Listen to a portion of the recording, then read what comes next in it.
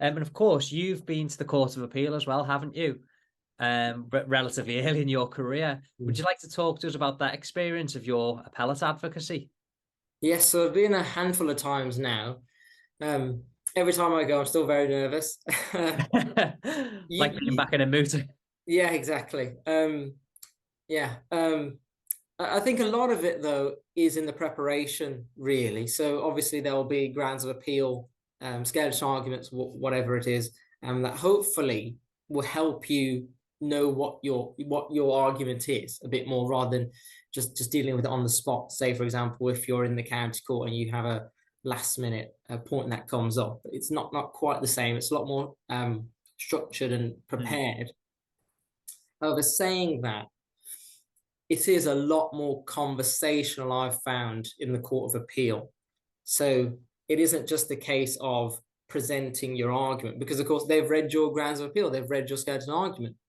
And generally, my personal experience of it has been it's a lot more probing. So they will, of course, focus on the weaknesses in your argument and ask you to clarify. Because of course, if despite the weaknesses your argument isn't very strong, then of course that is a problem for your argument.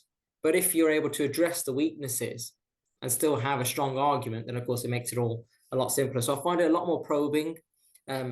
It's still formal, kind of like how, as I said about the county court advocacy, you won't be using emotive language, and you do, or at least I still have to deal with the nerves that I've gotten quite used to now in the criminal side of things. But of course, nothing's quite the same as being in the Court of Appeal with the wooden benches and all that, and the judges looking up, or sorry, you looking up at the justices. That's yeah, it's quite an experience. But again, it's something I think everyone has to do at their own style with. But it is slightly different to the other forms of advocacy, jury advocacy, and civil county court work.